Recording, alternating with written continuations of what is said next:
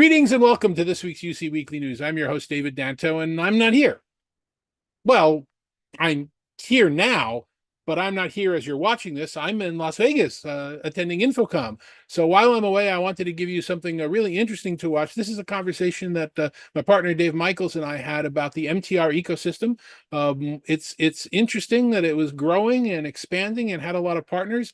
And then Cisco, the 800-pound gorilla, jumped into the MTR ecosystem. And we have a nice conversation about what we think the fallout of that might be, whether, all the companies that were there will stay there or whether Cisco will be successful, and a lot of possible pros and cons. So watch that. Hope you enjoy it.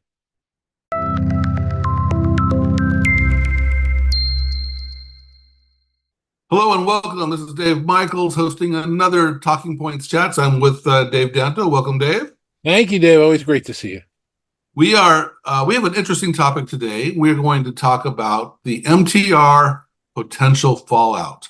So let me set the stage here to explain this conversation. Please, that's interesting.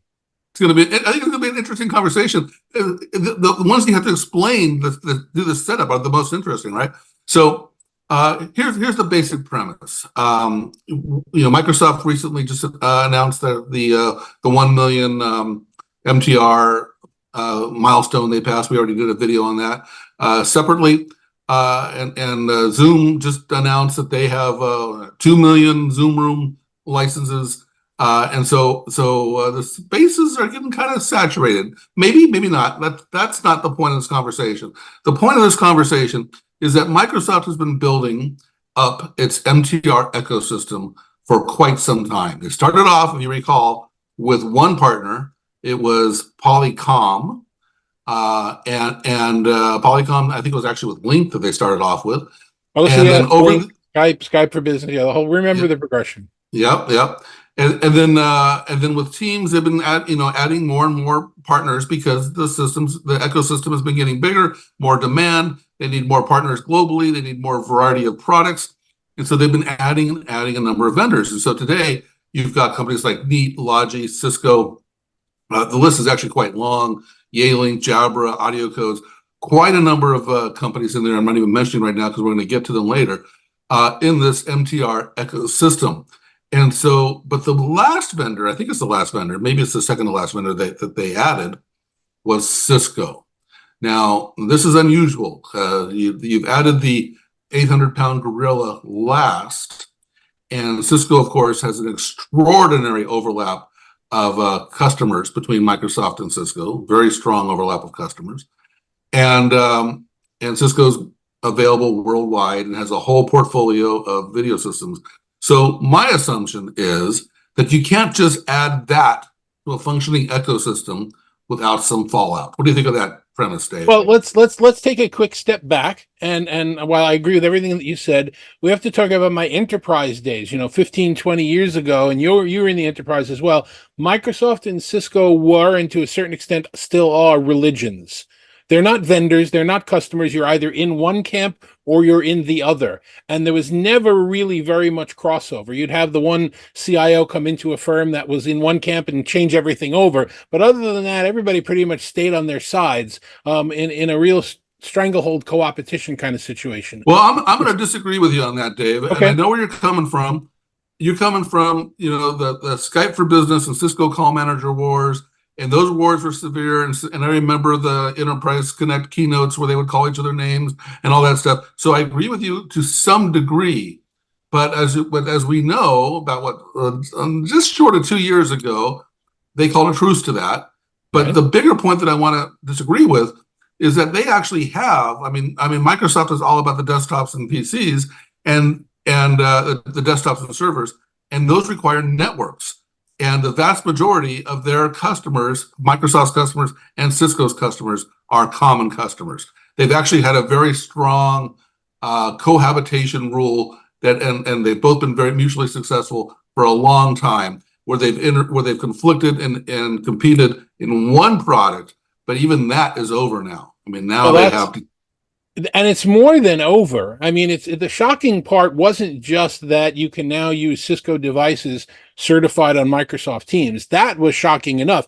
Now you have people that were tried and true Microsoft people saying, "Really, Cisco makes some pretty nice stuff. We use it in the network. Let's look at it." And you have the Microsoft people looking at. I mean, not just that. They also happen to be the only vendor out there that is allowed app switching, which is a business. They have most favored nation status. That's right.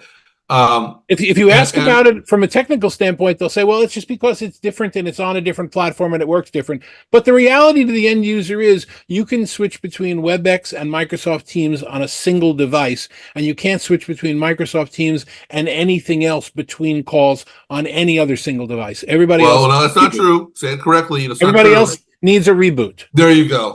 Yeah, you have to reboot them. And so they have a most favored nation status. And but to your point about the competition in the past, Cisco a few years ago renamed their video system hardware as WebEx devices. But then once they reached this peace accord, they went back to Cisco devices, because a lot of these Microsoft Teams people don't like WebEx, but they're happy with Cisco. And so they renamed those devices back to Cisco video devices. So anyway, so the assumption is you can't just throw in an 800-pound gorilla like Cisco into this MTR ecosystem without some sort of fallout. Now, that when I say some sort of fallout, that fallout could be a lot of things. It could be multiple vendors don't succeed. It could be one vendor doesn't succeed. It could be Cisco doesn't succeed. And so that's the point of this video. We're going to kind of talk about some of these vendors in particular, and talk about some of their strengths and weaknesses in this survival context. Yeah, and I completely agree with you, because the people who are looking at the Cisco endpoints for Microsoft Teams hadn't considered them before. It's a whole bunch of new customers that Cisco are selling to, and they've just leapfrogged a lot of the competition that they had been struggling against for the last few years. And struggling is a bad word, but it's really put them forward in a way that they weren't before. And there will be some ramifications to that one way or another. One way or another, there's going to be some ramifications. So let's go ahead and start off with some of the bigger vendors. I'm going to pick HP Poly. We've already mentioned them. They were the first ones in the hopper. They've been with Microsoft the longest, and very innovative company. So we've seen. As I mentioned, it started with Polycom, and Polycom merged with Plantronics and has since been acquired by HP. So quite a bit of changes on that side of as one company. And so let's start with the negatives, right? What if I say to you that they're not going to be successful? What would be one of the reasons you think that it would be them? Well, as you know, I worked for that organization for quite a period of time, so I don't really want to say anything negative that could get me. You want to play it safe, so I'll go with some negatives. No. The reality is, and this is not an opinion born of when I was working there. This is an opinion born of looking at the market. HP and Poly still haven't really put anything together yet. It's been a couple of years. We're expecting, InfoComm will perhaps have some of this. Other than co-branding and a new headset and a couple of other things, there haven't been really, and the loss of a dongle. You no longer need, when you're using an HP headset on an HP computer, you no longer need to have the dongle to get, high resolution audio. But, there's been a lot of opportunity to really understand what both product lines are, and no one's seen any of it to date. Yeah, I think that's a really good point. They have actually, your wording was a little off. They have put things together. They put the R30 and the hub together, but they haven't made any new products yet that are kind of leveraging both technology stacks. So they made some interesting bundles, and you mentioned the headset dongle. But yeah, I think and they've had enough time to do so now. So that's one reason why HP Poly may not be successful. So the bigger question would be, why wouldn't they have done that? And it could be because, and we talked about this in another video, AI has changed everything. And so there's a new AI priority, and there's new AI PCs, and there's new focus on PCs. And so maybe their focus and priorities and capital investments and R&D investments have changed to what they consider a bigger picture. And so So that would be one reason. I got one other possible reason why they, on the negative side, and that's the leader. I think you know him, who put together the acquisition at HP. Has changed roles. I think they sent him to Siberia or something like that. India, not Siberia. India's India, yeah, yeah. Very, very different climate. Yeah. But and so so that was the guy that put that together. So that's kind of a bad sign, perhaps. Maybe the acquisition isn't doing as well as they had hoped or something. But it's impossible to know. I think we have to look at everything there and everywhere else we're about to speak about in the macroeconomic conditions. AI is making people shift money. We've talked about that. There's been a lot of employee turnover. There's been a lot of employees let go at a lot of organizations. So, part of it could just simply be the bucket of money isn't as big and they're focusing on what they think are quicker wins. So we can reuse that one on every vendor here. But yeah, exactly. That's a fair. Now, but let's focus on some HP Poly positives. And there's actually quite a few. And so the first one I'm going to point out is the synergy still makes sense. I mean, we're seeing a lot of these technologies come together. Cameras, speakers. In fact, the monitors. Apple makes a fantastic studio display with the FaceTime video and everything. One device. It's got the camera. It's got the display. It's got the speakers. It's got the microphone. This is a logical peripheral device, and Apple's not the only one doing it. I've seen one from Lenovo. I've seen one from some other vendors, and this makes perfect. This synergy makes sense, and I think that was a big part of the logic behind HP buying Poly. And if you look at some of the other players that you're going to get into and compare them to the HP organization, you would have to think that HP's existing relationship with Microsoft as a PC manufacturer would give them some type of favored nation status there as well, that there would be some more leverage with Microsoft than maybe the standalone Poly prior to the merger would have had. If there's any company that you wanted to use as a poster child for how to successfully partner with Microsoft, it would have to be HP. People might say Intel, but that would be short-lived answer because Microsoft's partnered with a lot of Intel's competitors much more successfully. But HP has been there from the beginning and has done so well with that Microsoft partnership. And it's not just knowing; it's also that world distribution.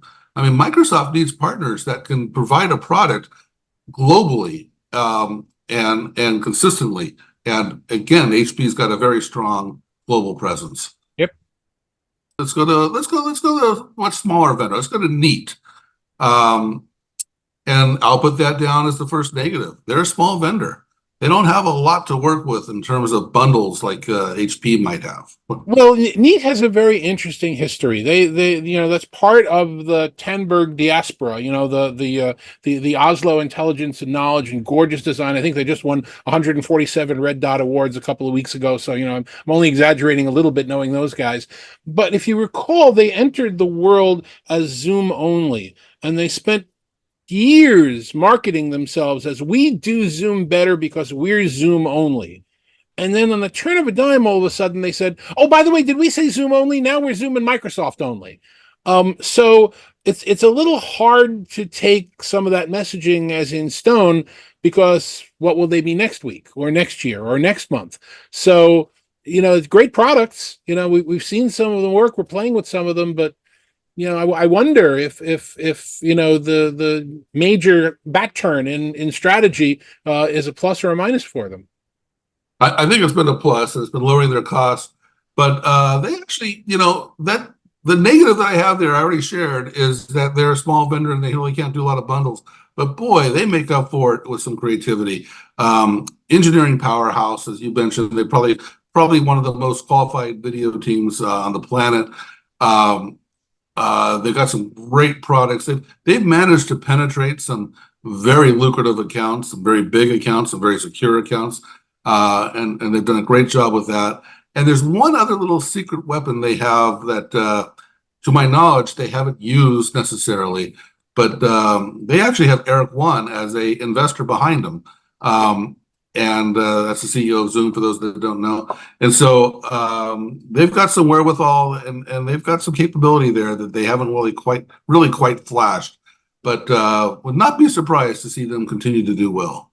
Yeah, I agree with you completely. And I think, they just hired Kevin McMenemy as their CTO, somebody who essentially developed video at Cisco. So they've certainly got the brain power. They've got smart people there. I'm hoping for them, and we'll have to see. We're recording this, by the way, I'm just thinking weeks before InfoComm. Mm-hmm. And so I wouldn't be surprised if the whole cast of characters again it grows more at InfoComm. There'll be more of these vendors joining the Microsoft bandwagon, I'm sure. Well, also, let's take that point there to just stand back for a second and say there's a difference between offering an MTR certified device and offering a device that works with MTR. We've got USB, yeah, or a USB device. Now, there's no reason in the world why a USB device, one good example is the one we just reviewed, the Barco ClickShare, and we'll come back to it, that they're not certified for Zoom or Teams yet. They're just a USB camera. They work perfectly fine with them.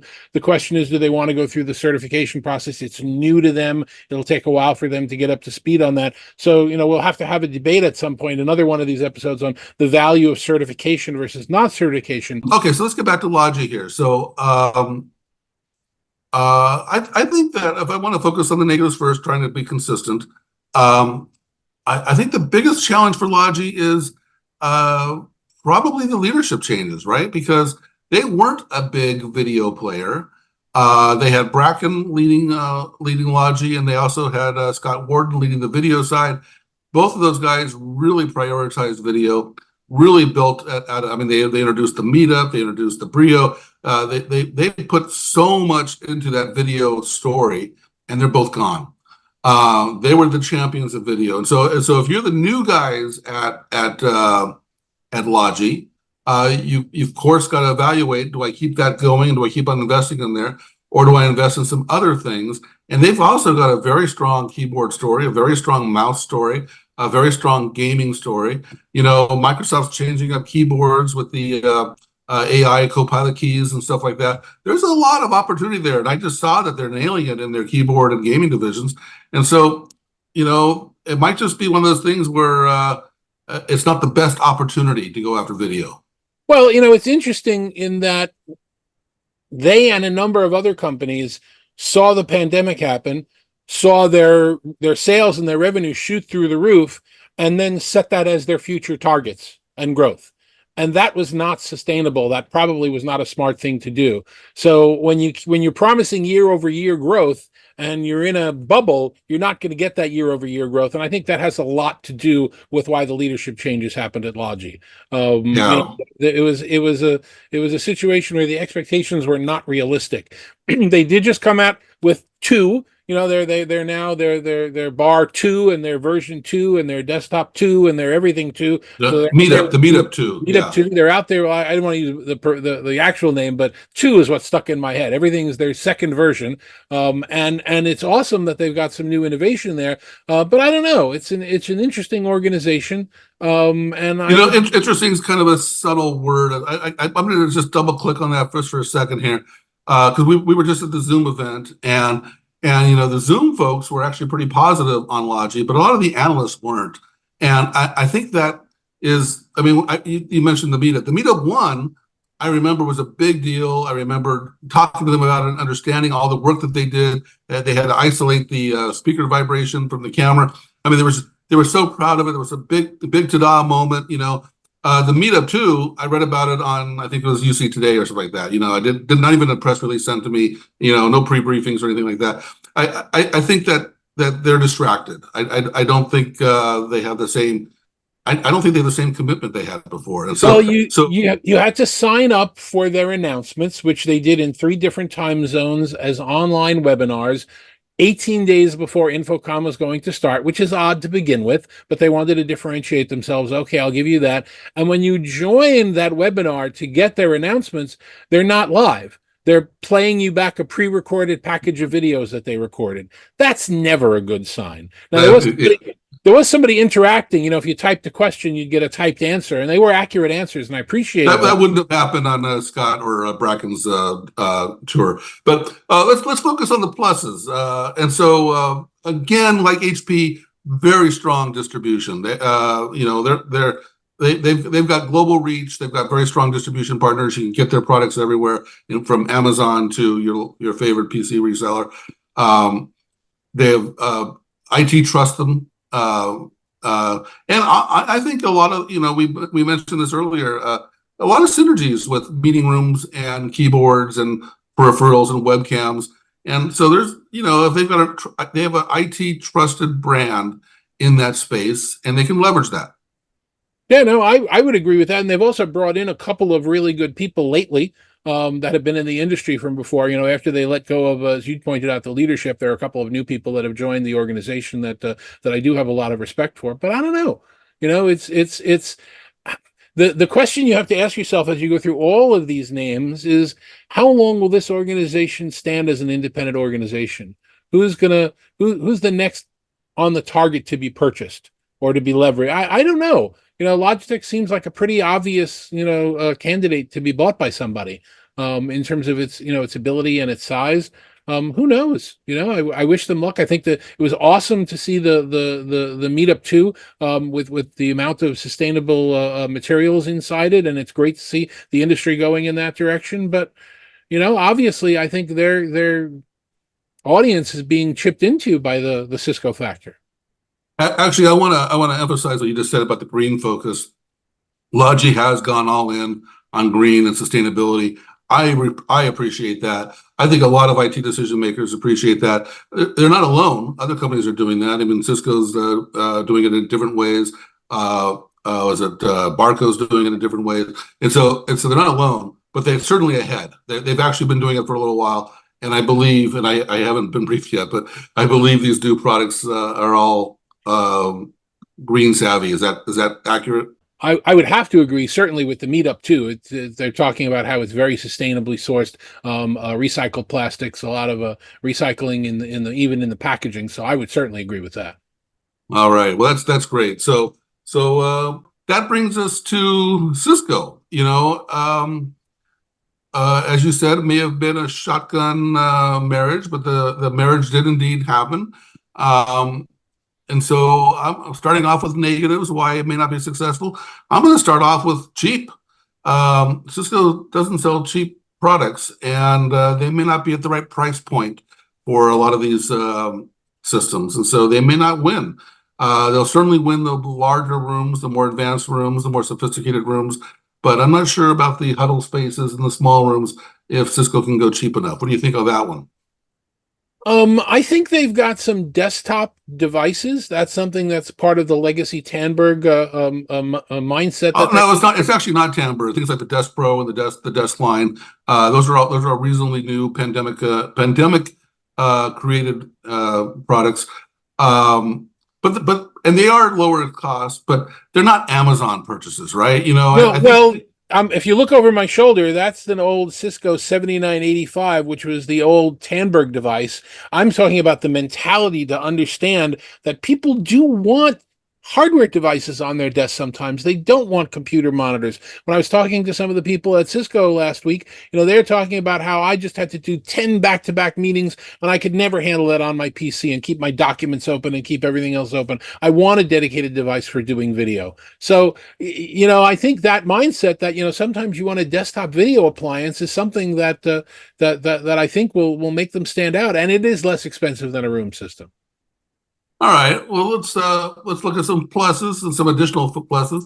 I already mentioned earlier that they have a large overlap of customers, and so that's a positive.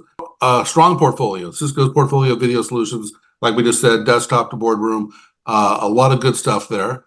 And you mentioned earlier their most favored nation advantage, without it requiring a reboot to work with Teams. It certainly is a kick in the pants for WebEx. WebEx has been counted out so many times. It's had so many band-aids on the brand that I don't even know if I should be spelling it with a big, E or small e or little x, or I get confused how many times it's been rebranded. But that's certainly good for them there. And you know what? Ultimately, if you're talking to a large enterprise, the movers and shakers, the financials, the pharmaceuticals, do you really want to be dealing with multiple vendors that are making peripherals so you want to consolidate your vendors. If you can have Cisco and Microsoft and call it a day, that's perceived as a win for no other reason other than simplifying your life.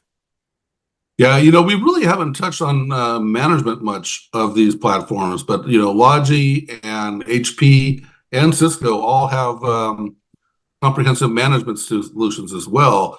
But the key point that I want to raise is that if your environment is already using one of those management systems, that might be the straw that wins the argument, right? We don't want three management systems. We want one management system.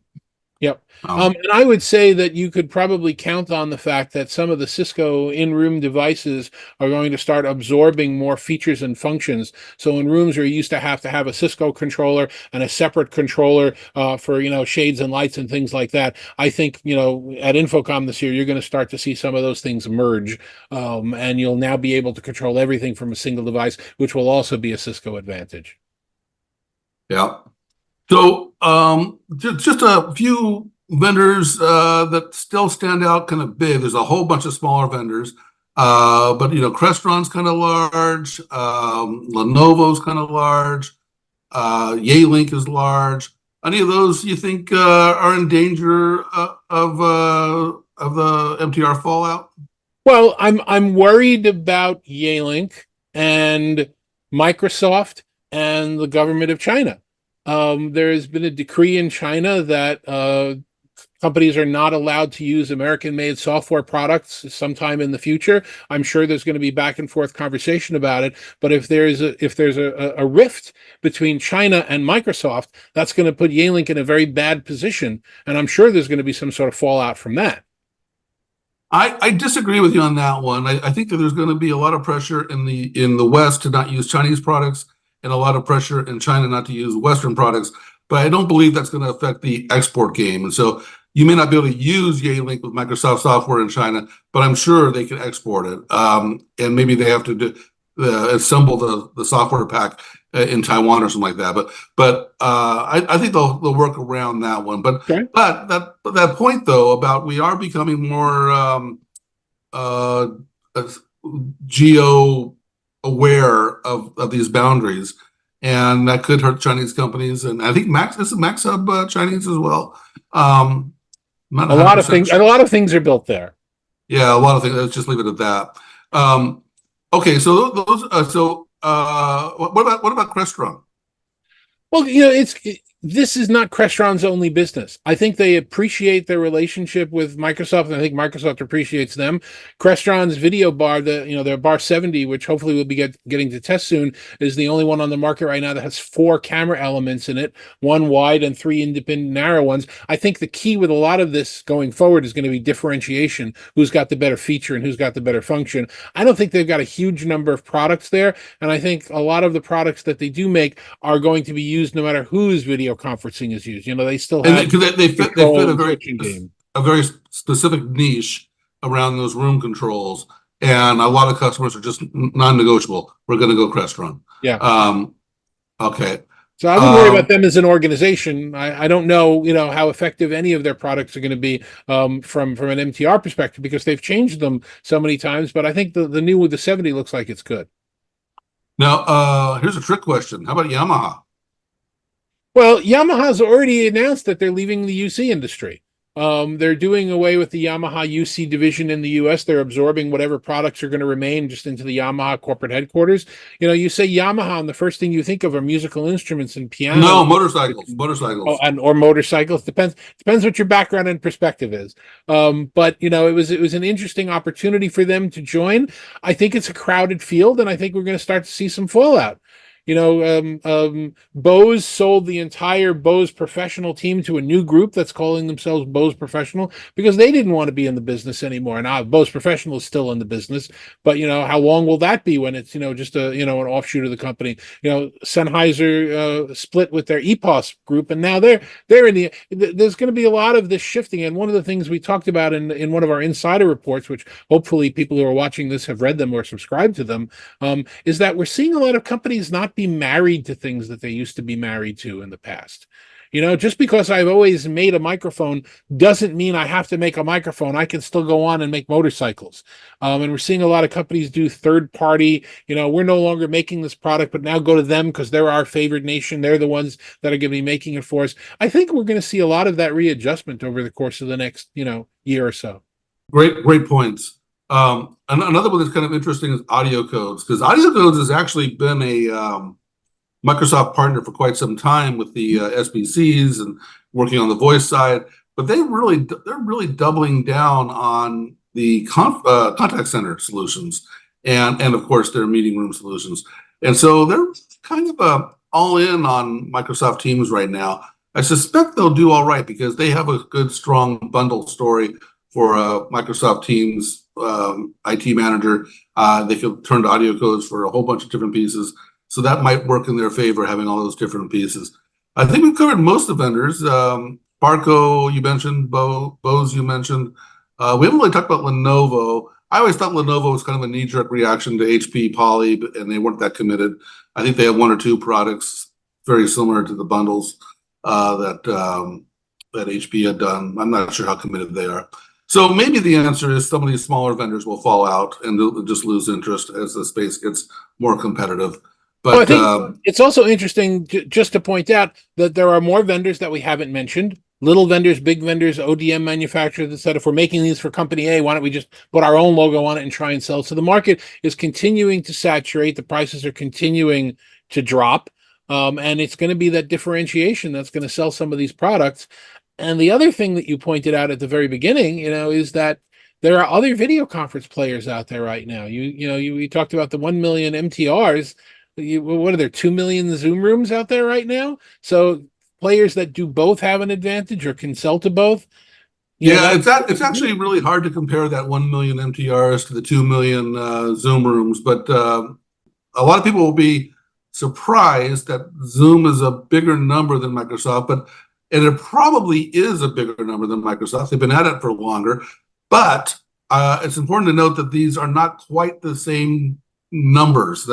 It's hard to, vendors never describe their numbers the same way. So Microsoft was very vague. They said 1 million MTRs connected. So we don't know if that's simultaneously connected or what. And Zoom was a little more specific. They said cumulative licenses purchased. And so not connected at all. Doesn't matter if and so you have to do a little massaging and guessing and all that stuff. But probably Zoom's numbers are a little bigger than Microsoft's. I think you were championing that argument because they've been at it for longer in the Zoom room space. Zoom rooms have been good for longer than Microsoft rooms have been. Microsoft got more customers in other spaces than Zoom does. And they're also smaller. This is the same thing with you tend to have larger number of rooms when they're smaller, and I think a lot of these Microsoft MTRs, they started bigger. They started with much bigger rooms, so it'd be pretty typical to put in one MTR on the second floor, where you might put in 2 or 3 Zoom rooms on the second floor. That kind of thing. But anyway, we don't have a crystal ball on how the MTR space will fall out, but it's an interesting conversation. All of these vendors, of course, like in any situation, have their strengths and cautions. And what we wanted to do was kind of highlight those and discuss them and get you thinking about them. I hope you found the conversation interesting. You can subscribe to wherever you're listening or viewing, subscribe, and maybe we can entertain you once again. So that's it for UC Weekly News for this week. Again, I'm at InfoComm. Next week, you're going to see the InfoComm wrap-up show with a lot of interviews from the show floor. But until then, I'm your host, David Danto. Thanks very much for watching. We'll see you next week.